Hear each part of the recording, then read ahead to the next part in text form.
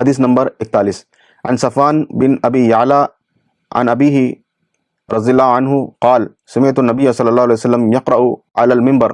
ونادوا یا مالک سورۃ الزخرف قال سفیان فی قراءۃ عبد اللہ ونادوا یا مالی۔ علی بن امیہ رضی اللہ عنہ نے بیان کیا کہ میں نے نبی کریم صلی اللہ علیہ وسلم سے سنا آپ ممبر پر سورہ احزاب کی اس آیت کی تلاوت فرما رہے تھے، ونادوا یا مالک، اور وہ دوزخی پکاریں گے اے مالک، یہ دارغ جہنم کا نام ہے۔ اور سفیان نے کہا کہ عبداللہ بن مسعود رضی اللہ عنہ کی روایت میں یوں ہے ونادوا یا مالی۔ حدیث نمبر 42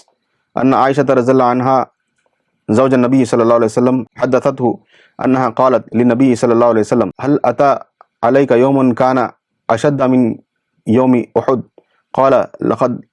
لقيت من قومك ما لقيت وكان اشد ما لقيت منهم يوم العقبة اذ عرضت نفسي على ابن عبد ياليل بن عبد كلال فلم يجبني الى ما اردت فانطلقت وانا مهموم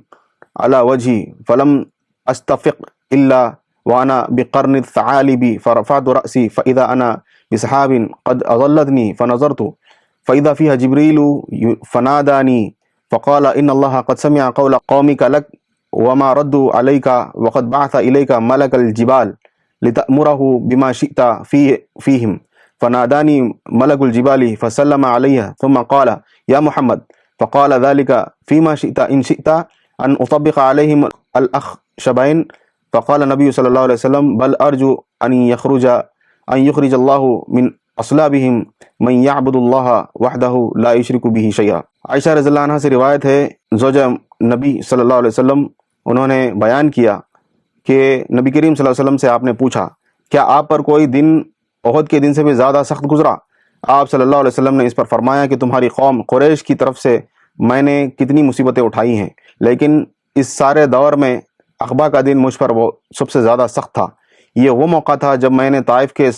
سردار کرانہ بن عبد یالیل بن عبد کلال کے ہاں اپنے آپ کو پیش کیا تھا، لیکن اس نے اسلام کو قبول نہیں کیا اور میری دعوت کو رد کر دیا۔ میں وہاں سے انتہائی رنجیدہ ہو کر واپس ہوا۔ پھر جب میں قرن الثعالب پہنچا تب مجھ کو کچھ ہوش آیا۔ میں نے اپنا سر اٹھایا تو کیا دیکھتا ہوں کہ بدلی کا ایک ٹکڑا میرے اوپر سایہ کیے ہوئے ہے، اور میں نے دیکھا کہ جبرائیل علیہ السلام اس میں موجود ہیں۔ انہوں نے مجھے آواز دی اور کہا کہ اللہ تعالیٰ آپ کے بارے میں آپ کی قوم کی باتیں سن چکا ہے، اور جو انہوں نے رد کیا ہے وہ بھی سن چکا ہے۔ آپ کے پاس اللہ تعالیٰ نے پہاڑوں کا فرشتہ بھیجا ہے، آپ ان کے بارے میں جو چاہیں اسے حکم دے دیں۔ اس کے بعد مجھے پہاڑوں کے فرشتے نے آواز دی، انہوں نے مجھے سلام کیا اور کہا اے محمد صلی اللہ علیہ وسلم۔ پھر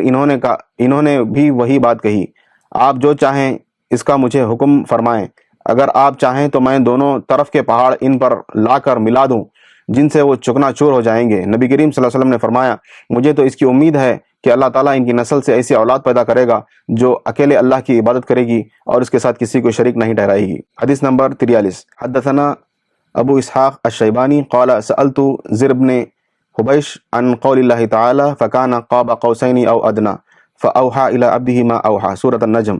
قال حدثنا ابن مسعود انه راى جبریل له 600 جناح۔ ابو اسحاق الشیبانی نے بیان کیا، کہا کہ میں نے زر بن حبیش سے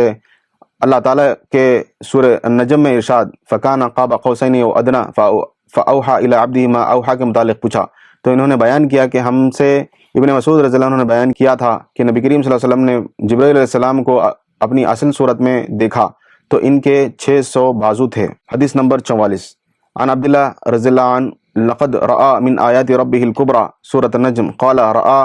رفرفا اخضر صد افق السماء۔ عبداللہ رضی اللہ عنہ سے روایت ہے اللہ تعالیٰ کے ارشاد لقد رأى من آیات ربه الكبرى کے متعلق بتلایا کہ نبی کریم صلی اللہ علیہ وسلم نے فرمایا کہ ایک سبز رنگ کا بچھونا دیکھا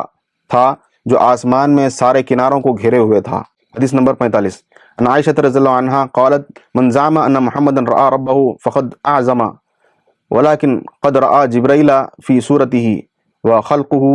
ساد ما بین الافق۔ عائشہ رضی اللہ عنہ سے روایت ہے کہ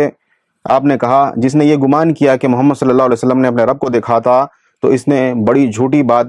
زبان سے نکالی، لیکن آپ صلی اللہ علیہ وسلم نے جبرائیل علیہ السلام کو معراج کی رات میں ان کی اصل صورت میں دیکھا تھا، ان کے وجود نے آسمان کا کنارہ ڈھانپ لیا تھا۔ تنزل بالعلم الرحمات بالعلم تنال الجنات وبه ترتفع الدرجات وتضاعف فيه ul Hasnat. For authentic Islamic information, please log on to www.askislampedia.com.